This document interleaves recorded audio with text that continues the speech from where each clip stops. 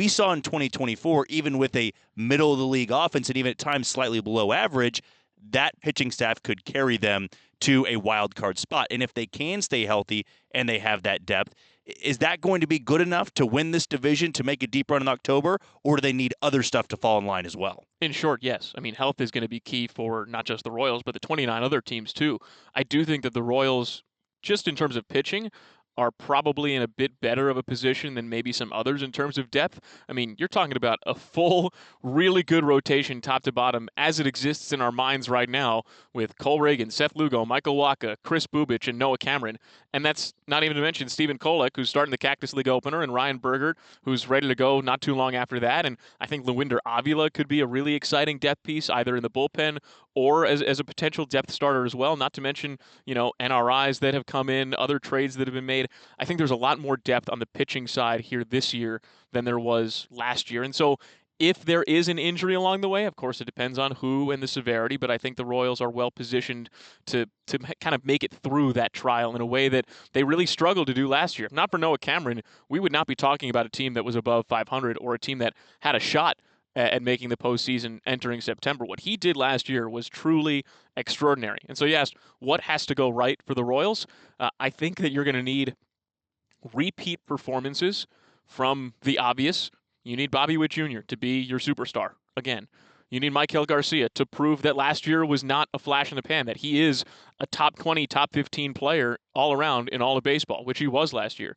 You need Vinny Pasquantino to go be your run producer again. 30 and 100, those are two big numbers, and there are other ways to provide offense, but having that kind of thump and that kind of run production from both him and Salvador Perez, that's massive. If you want to look a little bit beneath the obvious, there's the core of your offense right there is those four.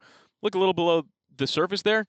You want Jack Caglione to take a significant step forward. If he can be another run producer, another big bat, another home run threat, the way that we hope and think that he can be, that lengthens this lineup tremendously. And I think that's a big X factor is what will Jack Caglione provide offensively? I think there's every reason to have optimism that he will be a significant piece of the lineup. I also think it's important to note that when he came up last year, whether it was external or internal, there was probably some pressure that he felt to start getting the offense into high gear. The offense had really struggled when he had come up to the big leagues, and there was probably some pressure to, go be the guy. He doesn't have to be the guy. There are 4 or 5 other people that are the guy and ready to be the guy, and he can hit 6th, 7th, even 8th for the beginning of the season while he gets his feet under him. So that's an X factor. Can Carter Jensen sustain what he did in September? Every indication says, yeah, why not? I mean, there's a guy who's got outside and inside Rookie of the Year candidacy possibilities. And so he's someone to be really excited about too, offensively. And then I'm really intrigued by what Isaac Collins brings to the table as a switch hitter. I'm intrigued by what Lane Thomas brings to the table in a potential bounce back year. I mean, here's a guy who was 2020 just a couple of years ago. I'm intrigued by what a bounce back season could look like for Jonathan India, who, dealt with some injuries last year and put his nose to the grindstone and showed up every single day, but was clearly not at 100%, especially in the second half of the season.